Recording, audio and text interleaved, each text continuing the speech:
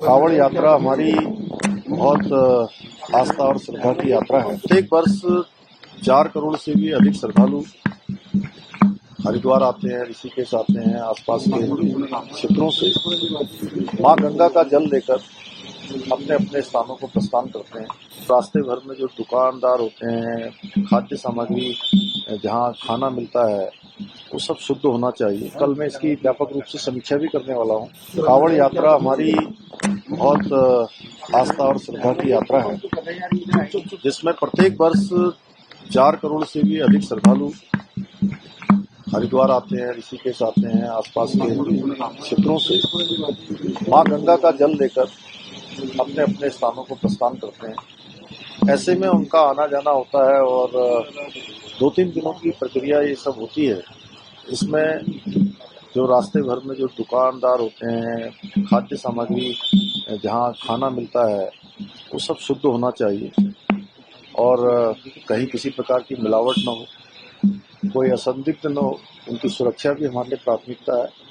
इसलिए हमने ये किया है और कल मैं इसकी व्यापक रूप से समीक्षा भी करने वाला हूँ। और जो हमारे जनप्रतिनिधियों के, स्टेक होल्डर्स के, जो व्यापार मंडल के लोग हैं, धार्मिक सभा के लोग हैं, गंगा सभा के हमारे प्रतिनिधि हैं, उनके जो सुझाव आएंगे उसके आधार पर हम और आगे भी निर्णय करेंगे। सर, थूक जिहाद की घटनाएं पहले हुई हैं, तो कांवड़ में भी इस तरह की आपत्ति कई संतों ने पिछले समय में थूक जिहाद जैसी घटनाएं आई थी और भोजन को, खाद्य पदार्थों को इस प्रकार से अशुद्ध करना किसी भी कीमत पर देवभूमि में बर्दाश्त नहीं किया जाएगा। हमने उसके खिलाफ पहले भी कठोर कार्रवाई की है, आगे भी हम कठोर कार्रवाई करेंगे। मैं प्रत्येक वर्ष 4 करोड़ से भी अधिक श्रद्धालु हरिद्वार आते हैं, ऋषिकेश आते हैं, आसपास के क्षेत्रों से मां गंगा का जल लेकर अपने अपने स्थानों को प्रस्थान करते हैं। ऐसे में उनका आना जाना होता है और 2-3 दिनों की प्रक्रिया ये सब होती है। इसमें जो रास्ते भर में जो दुकानदार होते हैं, खाद्य सामग्री जहाँ खाना मिलता है, वो सब शुद्ध होना चाहिए और कहीं किसी प्रकार की मिलावट न हो, कोई असंदिग्ध न हो, उनकी सुरक्षा भी हमारे लिए प्राथमिकता है। इसलिए हमने ये किया है और कल मैं इसकी व्यापक रूप से समीक्षा भी करने वाला हूँ।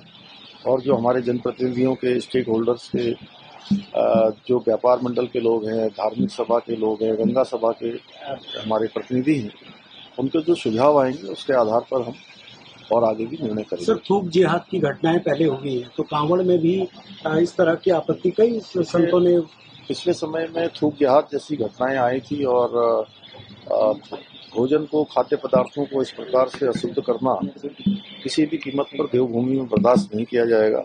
हमने उसके खिलाफ पहले भी कठोर कार्रवाई की है, आगे भी हम कठोर कार्रवाई करेंगे।